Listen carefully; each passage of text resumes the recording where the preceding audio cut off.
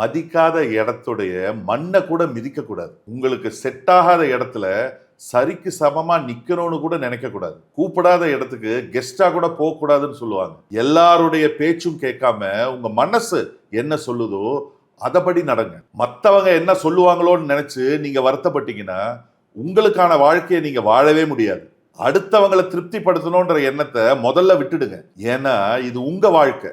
உங்களுடைய வாழ்க்கையை நீங்க திருப்திகரமா வாழுங்க. சரிங்க, எல்லார்ட்டையும் பாசத்தை காட்ட முடியாது. பாசத்தை யார்கிட்ட காட்டலாம்? யார் தகுதியானவங்க? பாசமோ கோவமோ திமிரோ இதுல எந்த விஷயமா இருந்தாலும் உங்களுக்கு பிடிச்சவங்க கிட்ட மட்டும்தான் காட்ட முடியும். நீங்க உரிமையா நினைக்கிற உறவா நினைக்கிறவங்க கிட்ட போலியா நடிக்க வேண்டிய அவசியம் இல்லை. இந்த உணர்வுகள் உரிமையானவங்க கிட்ட மட்டும்தான் வரும்.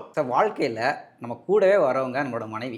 ஆமா, அந்த கட்டின மனைவிய நம்ம எப்படி சார் பாத்துக்கணும்? கல்யாணத்துக்கு முன்னாடி பொண்ணுங்க வீட்டுல சின்னதா திட்டினா கூட சாப்பிடாம மூஞ்சிய தூக்கி வச்சுட்டு இருப்பாங்க. அப்புறம் அவங்கள சமாதானப்படுத்தி சாப்பிட வைப்பாங்க. சின்ன வலிய கூட தாங்காத அந்த பொண்ணு கல்யாணம் ஆகி உங்க வீட்டுக்கு வந்து பிரசவ வலியை தாங்கி அடிவயத்தை கிழிச்சு பிள்ளைய பெத்து உங்களை அப்பான்ற இடத்துக்கு உயர்த்தி வைக்கிறாங்கன்னா அவங்களை நீங்க எப்படி பாத்துக்கணும்? அவங்களையும் ஒரு குழந்தை மாதிரி பாத்துக்கணும். அவங்கள பொறுத்த வரைக்கும் புருஷனை அவங்க அப்பா கூட கம்பேர் பண்ணுவாங்க. அதை மட்டும் நீங்க ஃபுல்ஃபில் பண்ணிட்டீங்கன்னா உங்களுக்காக அவங்க உயிரை கூட கொடுப்பாங்க.